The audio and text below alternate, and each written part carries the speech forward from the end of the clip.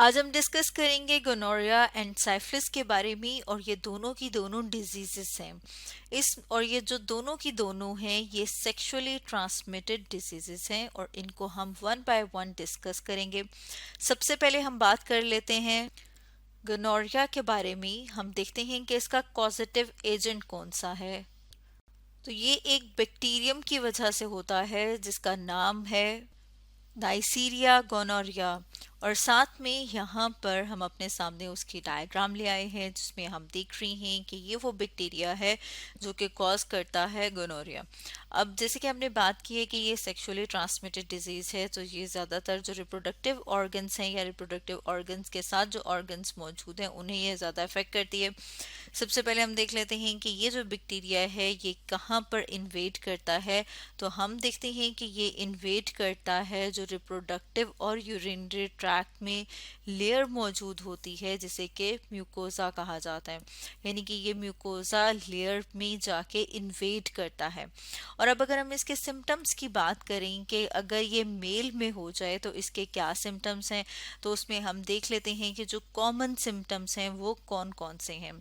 सबसे पहले हम देखते हैं कि क्या अलामत ज़ाहिर होती है अगर किसी पर्सन को ये इन्फेक्शन हो जाए। तो उसमें हम देखते हैं कि उसे यूरेथ्राइटिस हो जाता है। यूरेथ्राइटिस जिसमें के जो यूरिनरी सिस्टम में हम देखते हैं कि एक ट्यूब की तरह का स्ट्रक्चर होता है जिसे कि यूरेथ्रा कहा जाता है, जो कि अगर हम देखें तो इस तरह यूरिनरी ब्लैडर से नीचे जो एक ट्यूब जारी होती है उस ट्यूब को यूरेथ्रा कहा जाता है।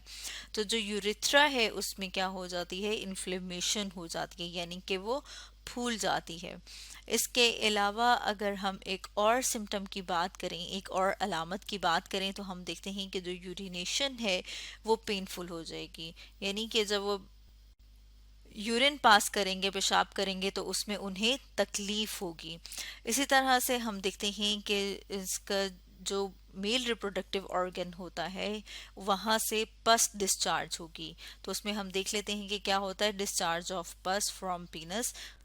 और अगर गोनोरिया को टाइमली ट्रीट ना किया जाए, यानी कि इसका इलाज ना किया जाए, तो उसकी वजह से यूरेथ्रल कॉन्स्ट्रक्शन हो सकती है। यानी कि जो यूरेथ्रा है वो कंस्ट्रक्ट कर जाएगा, यानी कि सिकुड़ जाएगा।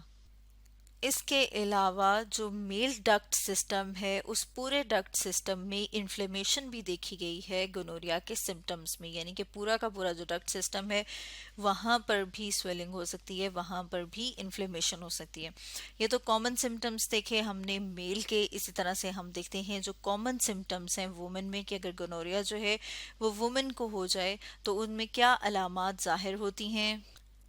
फीमेल में इसके सिम्टम्स जो है वो बहुत ज़्यादा वेरी करते हैं, यानी सब फीमेल में एक जैसे सिम्टम्स नहीं होते, बल्कि ऑलमोस्ट देखा गया है कि जो 20% फीमेल है उनमें एसिम्टोमेटिक होती हैं, यानी कि कोई भी अलामत जाहिर नहीं होती। लेकिन हम देखते हैं कि कुछ फीमेल में जो सिम्टम्स अलामत जो जाहिर होती हैं उनमें ये है कि जब उनका एब्डोमिनल एरिया है वहाँ पर डिस्कम्फर्ट, यानी पेट वाला जो रीजन है वहाँ पर डिस्कम्फर्ट या वहाँ पर पेन यानी कि दर्द महसूस होता है। इसके अलावा जो विजाइनल एरिया है वहाँ पर देखा गया कि विजाइनल एरिया में ये जो विजाइना का पार्ट है वहाँ से डिस्चार्ज होता है। इसके अलावा एब्डोमिनल यूट्राइन ब्लीडिंग होती है।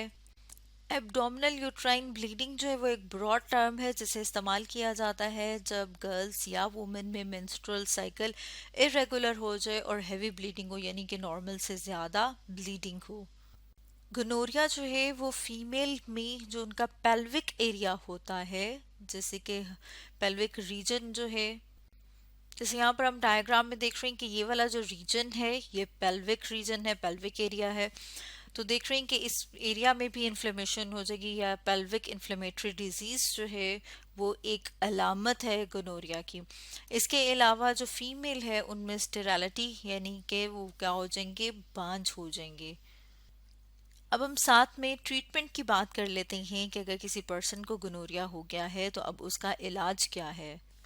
जैसे हमने ऊपर बात की थी कि जो गोनोरिया है वो एक बैक्टीरिया की वजह से होता है, तो इसको ट्रीट करने के लिए एंटीबायोटिक्स दिए जाते हैं। एंटीबायोटिक एंटी मीन अगेंस्ट, यानी कि जो बैक्टीरिया को किल कर देते हैं, बैक्टीरिया को ख़त्म कर देते हैं।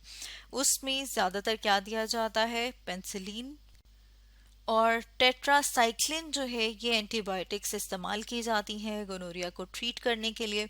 अब हम अपने सामने देख लेते हैं साइफिलिस के बारे में। साइफिलिस जैसे कि हमने ऊपर बात की थी कि ये क्या है, ये भी एक सेक्सुअली ट्रांसमिटेड डिजीज है। और इस डिजीज को हम देखते हैं कि ये भी एक बैक्टीरिया की वजह से होती है।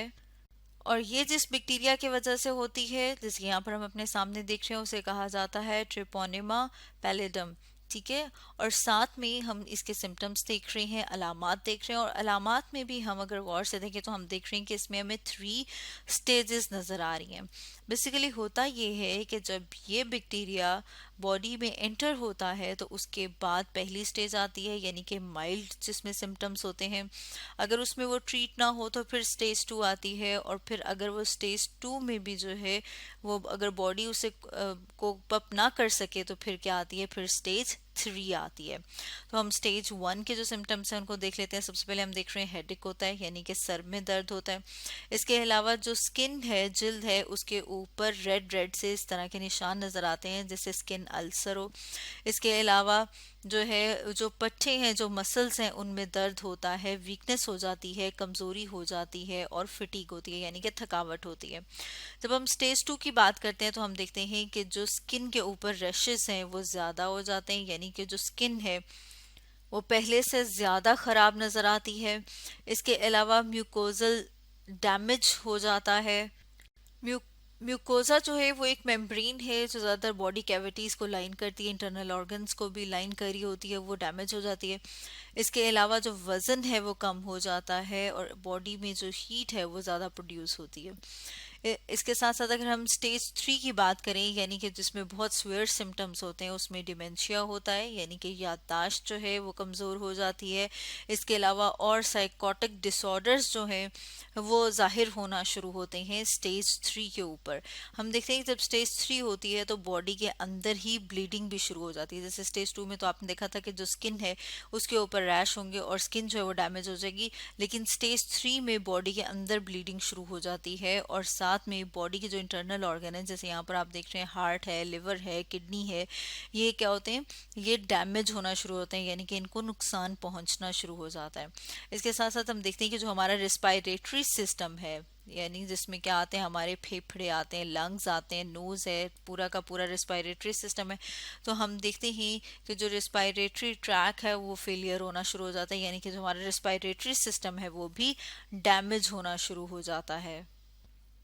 अगर सिफाइलस जो है वो फीमेल को हो और वो प्रेग्नेंट हो तो जो फीटस है उसको वो भी इन्फेक्टेड हो जाएगा। और जो इन्फेक्टेड फीटस है वो ज़्यादातर या तो स्टिल बॉर्न होता है या फिर बर्थ के फ़ौरन बाद उसकी डेथ हो जाती है। स्टिल बॉर्न की बात करें तो स्टिल बॉर्न कहा जाता है ऐसे फीटस को जो बिफोर बर्थ जिसकी डेथ हो जाए, तो उसे स्टिल बॉर्न कहा जाता है। या फिर ये कि अगर उसकी बर्थ हो जाए तो बर्थ के फौरन बाद ही उसकी डेथ हो जाती है। इसी तरह से साइफिलिस की ट्रीटमेंट की बात कर लेते हैं। साइफिलिस जो है वो भी एक बैक्टीरिया की वजह से होता है, तो इसको ट्रीट करने के लिए भी एंटीबायोटिक्स यूज़ किए जाते हैं और ज़्यादातर जो एंटीबायोटिक यूज़ किया जाता है वो है पेंसिलिन। अगर कोई पर्सन पेंसिलिन से एलर्जिक हो तो फिर उसको कोई और एंटीबायोटिक जो है वो भी दिया जा सकता है। तो स्टूडेंट्स, आज हमने डिस्कस किया सेक्सुअली ट्रांसमिटेड डिजीजेस में गोनोरिया एंड साइफिलिस के बारे में।